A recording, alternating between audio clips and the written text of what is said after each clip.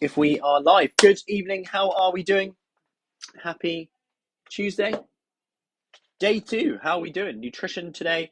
Let me know if you're coming in your biggest win so far, your biggest win of the week so far. So if you're coming in, give me a hello. Let me know you are in today, and I'm going to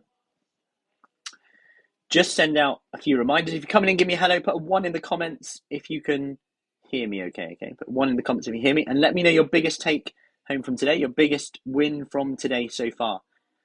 Some great questions again today, which is great, and this is what it's all about, asking questions that other people might not ask, and that I can guarantee they'll benefit from knowing these.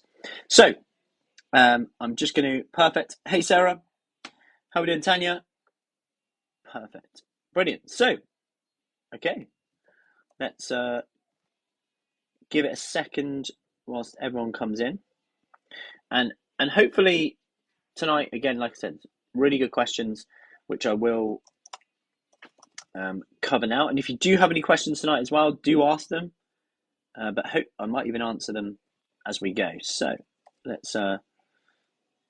It is day 2 live Q and A, and we are ready to rock. So let me just share this. Biggest win is taking the time to commit. Perfect, Tanya. That's it. And that's it. I commit to doing this today. Like, I commit to doing it. Like, you get a lot from doing that. It sounds really obvious, but too often do we just, and I don't mean commit to being perfect, but I mean commit to doing your best. Did I do my best today? How are we doing, Debbie? Sarah, biggest win, making time to do the task and exercise. Yes, I like that. Make us time. One biggest takeaway, lots more protein. Yes, protein to go. And I always, like, in essence, if you increase protein intake, you're probably going to reduce your intake of something else. So I would actually go as far as saying is, if you struggle with hunger, just have more protein. You're going to get a lot of benefit from that. So let's get these questions up. I've just tagged everyone in. So let me get these questions up. Perfect. So first question was from Jules. Would it help with sleep if I didn't eat after 5-6 as well as exercising more? So let's break this up into 2. Exercising more, yes, I think you'll get a massive benefit in your sleep from exercising more for a variety of reasons. Sometimes exercise means that you get outside of it more. Sometimes exercise means that you stress less and you manage stress better. Your stress tolerance can improve as well. How are we doing, Kirsty? So exercise does generally help with sleep. It can also mean that you are putting your energy to good use. If you're stressing about something, you have anxiety about something, keep busy. We're doing exercise instead. We're expending that energy that would have been done stressing. And this actually physically tires our body out a little bit in a way that actually then we're craving the sleep more rather than keeping ourselves awake with technology, stressing, computers, etc. Hey, Sandra. Hey, Kathy. Let's take the second part.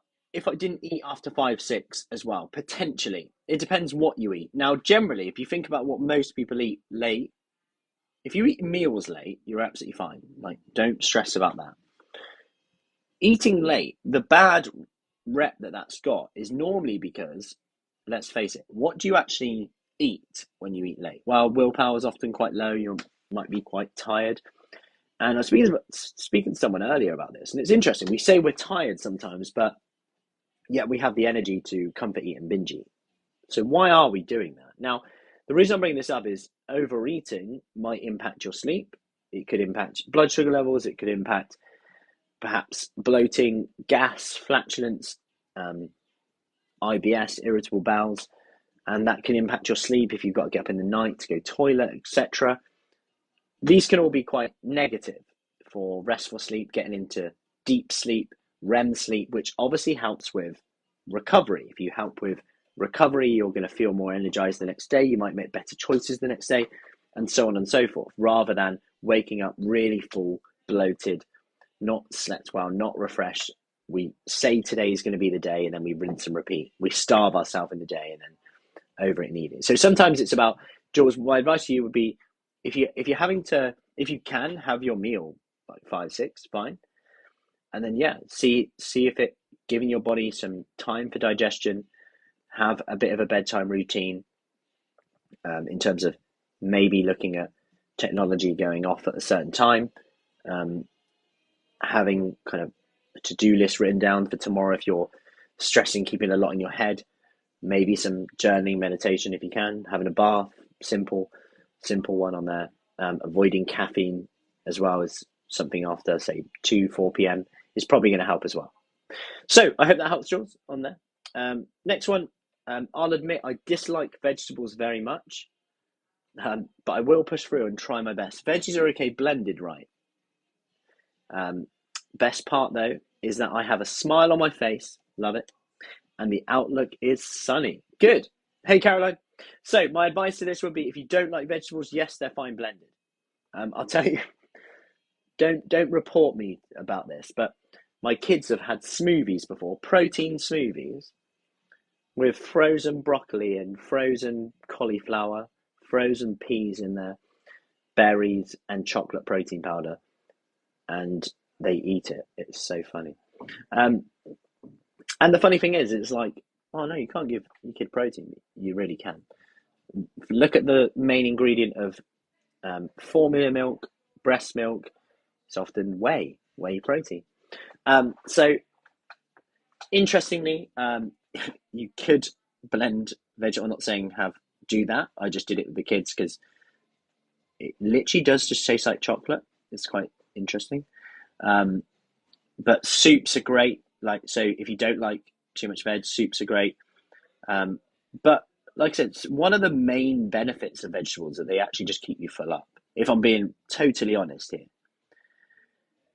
But so does protein. So if you're someone, like, don't overthink this. If you are really struggling to eat any vegetables and it's stressing you out beyond belief, could you just double your protein intake? Start there. Because you're going to get a lot of fullness from that. And if you eat more protein, although you might feel like I shouldn't eat more, you're going to eat less of something else. That's positive in terms of creating a calorie deficit, which is going to get you the results you want in terms of fat loss, if that's what you're aiming for. Not to mention that a higher protein diet will help with your recovery, could help with skin, hair, nails. That's going to have benefits as well. So hope that helps. Melissa, so for breakfast, I have a mix. Oh, can I just say some of the comments? Great work with some of the comments. So earlier, I was just looking at some of the habits that you set from the nutrition today in terms of going, okay, I'm going to use wine as my snack allowance rather than lowering my portion size at my meal. So I'll just, instead of snacking on X, Y, and Z, I won't snack, but I'll have a glass of wine. And that's about fitting it to your lifestyle, which is amazing, by the way, rather than the other way around. We sometimes get it the wrong way around. So anyway, Melissa, so for breakfast, I have a mix of plain natural yogurt, supermarket brand, and strawberry kefir yogurt, Yo Valley, with some chia seeds, 1 tablespoon of ground seeds, sunflower seeds, pumpkin seeds, sesame seeds, like mixed. Then a small sprinkle of homemade granola, pecans, flaked almonds. Would it be better to swap my current yogurt mix with Greek yogurt? I've also realised I've been overdoing it with the nuts and seeds for breakfast. I would love to know if you think so too. That's quite funny, I must say, Melissa, because what was happening there is, as you were reading that, I was going, wow, it's a lot of seeds. And then you put, maybe I'm overdoing it with the seeds. So what I would say with that is, yeah, like in terms of, depending on your goal, like I would say that's quite a lot of seeds, and seeds are, albeit they do have some protein in, they have some good fats in. Are they offering good bang for buck in terms of calories, nutrition, and fullness? I'm not so sure that much would. I would probably, you mentioned switching to Greek yogurt. So here's where you can play around. So let's say you really love your seeds though. What you could do, instead of going with the strawberry kefir yogurt and the supermarket brand plain natural yogurt, get rid of that. Go 0% Greek yogurt. Keep the granola and the seeds in, and you're taking away the dairy fat and you're adding the fat from seeds. That's an option to keep calories under control. If you were then like, I'm still not losing weight, and I think I could make a difference with my breakfast, then you might go, okay, I'll have a bit fewer seeds, and then you've got a bit more to play with. And you could even go, I'll have a little bit less seeds, and maybe I'll add in a little bit more yogurt to the portion. You've increased the protein intake and reduced the fat intake. Therefore, your calorie intake will probably be a bit lower, but your protein intake will be higher. So per portion, per calories, your protein intake is then higher. That will probably keep you fuller for longer, more satisfied, and you'll probably see some results from that as well. So I hope that helps, Melissa, on there. But as you can see, you can be so flexible, and it's about fitting it to your lifestyle. Let me know what you think of that and whether that's a good idea for you. Okay. Perfect. So, Sandra, is it okay to have protein just for lunch and dinner? I usually have toast and honey for breakfast as it fills me up and I don't feel the need to snack. What can I add to this in terms of protein? Good question. So, if you are full up and if you are satisfied, you're losing the weight, you're in control, or you're happy with your results, whatever those results are, keep going. Hey, Penny. Hey, Jill. Hey, Michaela. Keep going with that, Sandra. If you're like, you know what, I could do with increasing my protein intake, I'm not quite happy with my results. What you could do, and you look at like toast honey, and I'm talking small habits on here, is depending on your portion size of toast and honey, you could look at keeping that out how it is and then increasing your protein at the other two meals. That's an option. If you're having 2 slices of toast and honey at the moment, could you have 1 and then maybe have some yogurt on the side, or maybe have a protein shake or something like that to increase it? That could be an option. Also with that, you could look at like protein infused bread if you wanted to, but I mean, it's not about having protein at every meal as like a this is it or you fail, but rather can you increase your protein as many meals as you can?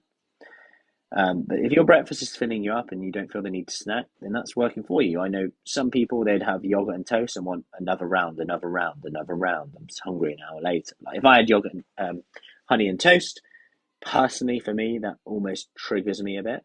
And I'm like, oh, I could eat that like 10 times. But if that works for you, and this is the beauty of it all, then go with that. Hey, Cheryl, how are we doing? So I hope that helps. And like I said, you can increase your protein at lunch and dinner. You know, if it's working, go with it. That's the key thing. Lara, am I wasting my focus by putting bed by 10 p.m.? I generally in bed well before and often PJs on by 8 p.m. in anticipation. Should I pick something that stretches me rather than repeating a goal that I know is not challenging me? I think I know the answer. Focus on one of my weakest areas and I'm taking the easy route, I think. So 2 points to this. Hey, Joe. Don't worry, Joe. The meal plan's coming. So 2 points to this, Lara. I'd say number 1, well done on getting to bed by 10 o'clock, because at one point was that easy. Reflect on that. 2, stretch yourself, but don't take your eye off of that. Okay, so what I would say is, yes, stretch yourself. Try it. See what you could do instead in terms of the focus area. It could be getting to bed earlier. It could be doing something for you, like having a bath, reading a book, something like that. Stretch it a bit more if you can. And see if you can still keep the bedtime routine there anyway, because it looks like it's a well-cemented habit with that. Hey, Sarah, how are we doing? So, I hope that helps. Next question. So, I've been looking around your Facebook site and there are comments about protein helping blood sugar control. Can you say a bit more about it? And is it the same with type 1 and type 2 diabetes? Thank you. So, good question. So, in short, protein does have a beneficial effect on blood sugar control. 1, if you eat carbohydrates on their own, like especially like sugar, this will spike your blood sugar level more so than if you eat it with protein. Protein will slow down the digestion, as will fat. That's why when you're just looking at blood sugar levels, like some diets claim that if you get a blood sugar spike when you eat food, then that means you shouldn't eat it. And here's why this is very wrong and kind of poor science. And the reason being is that If you exercise today, your blood sugar response to foods might be different for up to 2 days. If you have a poor night's sleep, your blood sugar level will be different. If you're stressed, it could be different. All these come into it. So consider that first and foremost. The reason why protein is so good as well is one of the reasons a lot of research has been done into whey protein on this. Hey, Ali. And what they find is that protein is very insulinogenic. And what that means is when you have a protein shake, say, it's fast digested, absorbed, but there's no sugar in it. Not really in much at all. But normally, carbohydrates stimulate insulinogenic, because blood sugar levels high. That tells the pancreas to secrete insulin. This brings down the blood sugar. When you have protein, you don't get a dollop of sugar, but what you do get is insulin being released. It's insulinogenic.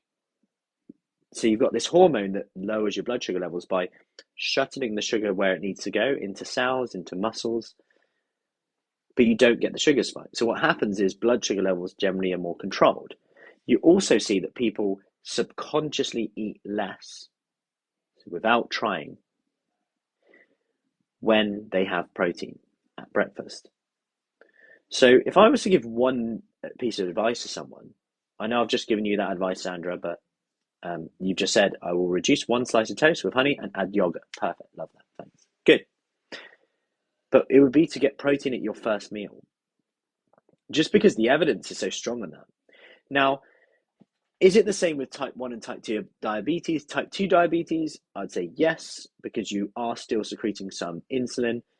Type 1, less predictable. It might keep you more full up for longer, which might then mean you control your food intake, which as a result helps you control your blood sugar levels. But obviously, it won't be, because your pancreas isn't secreting insulin. It won't have kind of that effect because your pancreas doesn't secrete any insulin. Whereas in type 2 diabetes, quite often the issue is insulin resistance, which is obviously important here because we're not actually adding more sugar in, we're actually adding protein in. So it's not going to raise your blood sugar levels. So that's all good. So I hope that makes sense on there. So Ella, I currently have 2 latte type coffees with semi oat milk a day. Is this okay, or should this form part of my snack allowance? Good question. So Ella, what I would say is, if you're happy with your results right now, then keep going with that. If you're finding that you're not getting results, what you could do is say, one of my lattes will be in my snack allowance. See how you get on for 1 to 2 weeks. If no change, add them into your snack allowance. See what you can get away with, and just make those small changes. Then you've got 2 changes you can make in the next 4 weeks. So 2 weeks, try 1 in your snack allowance. 4 weeks, try 2. Then you see how your results go. See how you go with that. So, Nikki, any tips for supporting Hashimoto's disease and fasting? What's your thoughts on that for women, i.e. effect on menopause women? So, good question. So, for those that don't know, Hashimoto's is more associated with kind of low underactive thyroid, and so hyperthyroidism, and obviously the side effects of this are that, and this affects a lot of people, but the side effects can be down regulation if you're not taking thyroxine, etc., which is quite an interesting area. There's lots of different types, and I won't go into that too much, and I'll stay in my lane with the nutrition side. But what I would say with hypothyroidism, if we go in that first, is iodine-rich foods as much as you can. Seafood, fish is going to be great. Generally, like salt is like iodized salt, things like that, people will recommend. When you go down the route of what to avoid, then you're looking at potentially like goitrogenic foods, cabbage, cauliflower, these broccoli. These could be an issue, and you kind of may want to avoid that. Then you've got the interesting side of when you look at Hashimoto's and gluten. Now, is there enough evidence to say that I would recommend this for everyone? No, but is it worth a go?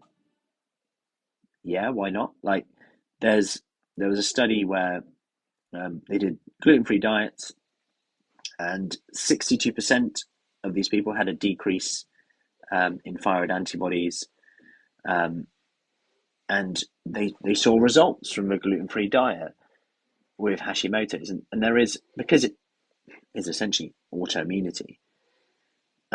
So is it worth a go? Yes. Like, if that was something you wanted to try, like going on a gluten-free diet doesn't put you at risk of any deficiencies, providing you eat a lot of whole foods. The reason why some people go, oh, be careful going on a gluten-free diet, you might be deficient in something. All you're deficient in potentially is foods that are fortified with vitamins. For example, if you eat bread, it's often fortified with, in certain countries, folic acid, but in the UK, like white flour, for example, is fortified with calcium.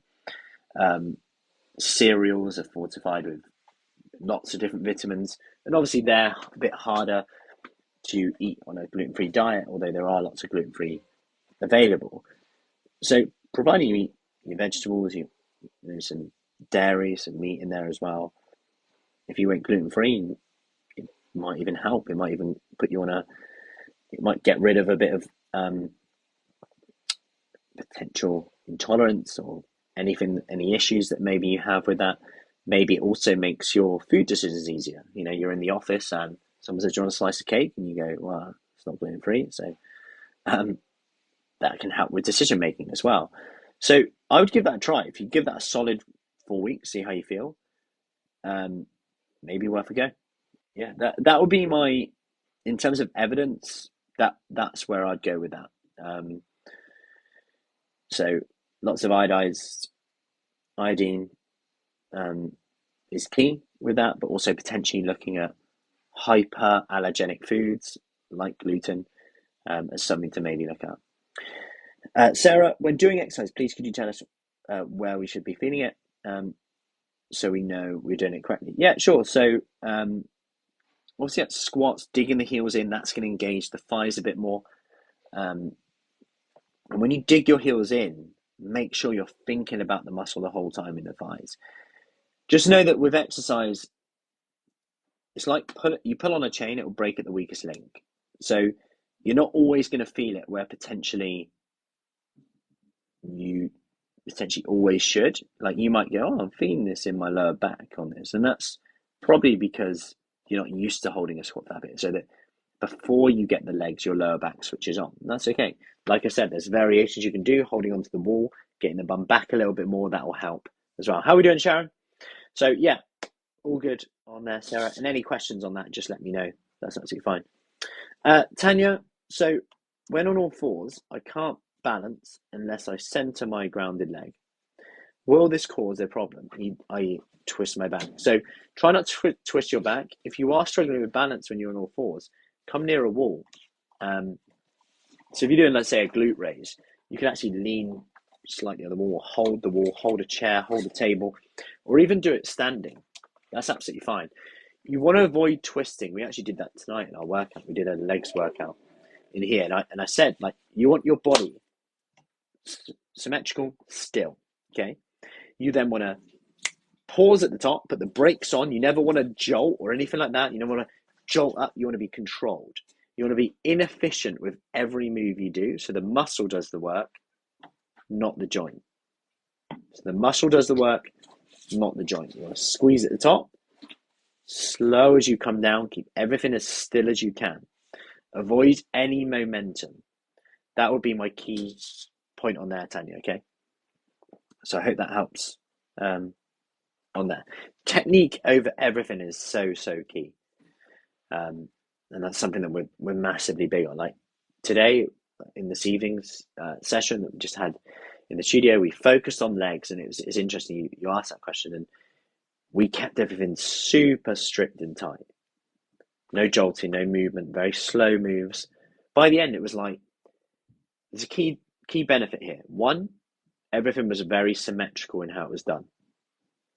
No imbalances, no jolting.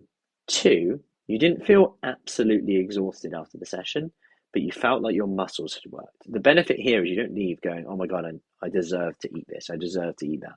We've stimulated the muscle, we've protected the joints. That's key in terms of sustainability and actually showing up tomorrow. I still will go up on my walk tomorrow. I'll still do my exercise tomorrow. I won't just be like completely washed out, especially in today's world where there's a lot of stresses, and how we manage stress from exercise input to our recovery is so key. So I hope that helps on there. Does that make sense on there, Tanya? Great question though. Cool. So let me just have a look if there's any more questions. So any more questions on here? Any more questions? Great work, Sandra, with the one slice. Oh, yes, Joe. Great stuff, Tanya. So I'm also going to put a sample meal plan. Okay, so a higher protein. I'm going to put a plant-based higher protein in here as well, just so you've got kind of a nice rough guide if you're plant-based or vegetarian, I should say, in the comments below. And then I'm also going to put, let me just get this up. Then I'm also going to put in here below a high protein diet with meat as well. So you've got some good ideas to play around with. Obviously, I'm not saying stick to this one meal plan. And I'm not saying this is like special or anything like that, but just to give you ideas. Because this is always key. It's always key. So that's that on there. I'll just get so you should see in the comments, it should say plant-based protein. And then the other one should say high protein done for you. So lots of options in there. Give it a little go. Hopefully there are some things that you feel that might suit. And just to give you ideas, remember there's no kind of this is the right diet, this is the diet that everyone should follow. I'd be lying if I said that. So yeah, that was all for you. That was. So 1 second. Cool. So any other questions at all tonight? And if you're on replay as well, do let me know if you've got any questions. Awesome work so far, by the way. It's day 2 on there. So that's all good. So all good to go on here. Great stuff. Caroline, you can only see the plant-based one. If you look just below it, it will say higher protein one. So you should be able to see that, hopefully. Cool. Great, Sarah. Great, Kathy. Remember, you only get results for done. As hard as it is, you only get results for done. Never forget that. The key thing, how can you fit it to your lifestyle? Don't think that anything I say tonight, you have to do 100% here. This is about focusing on what you can do, not what you feel you should do. Take action straight away. That's the key thing. And the people who get best results from the 5 days, from our 28-day program, from everything that we do as well, and from working with thousands of people. In fact, I'm lecturing at Oxford Brookes tomorrow all about behavior change techniques in nutrition and around that, and also in research around that. And actually, when you look at what's key in terms of getting the results, it's not really about what you do. It's the support, it's the accountability. When you look at the research and from working with people, but also it's our mindset as well. Do we have an open mind to going, yeah, I might try that? Because often we're scared of failing so much that we don't try it. often we think is a risk starting. Oh, I bet, should I do that or not? Like, surely it's more of a risk not doing anything because we're not happy with where we are now, right? We only get one life. And sometimes we're scared of taking that risk of failing. But actually, I did a post today about this. Quote unquote, failing or finding out what doesn't work is actually really important to finding out what does work. Quite often, as soon as we hit a roadblock in any diet we do, in any nutrition related thing we do, we think we're failing here. Or if we're doing an exercise and we're like, oh yeah, that bit I feel a bit not sure that one was, always aching quite a lot there. We sometimes give up. But actually, that gives us great feedback, so we can then know what to do and what works. Then we can do more of that. And that's how you'll find your plan, your way of doing this. Because like you might have guessed tonight, there's lots of avenues you can go in here.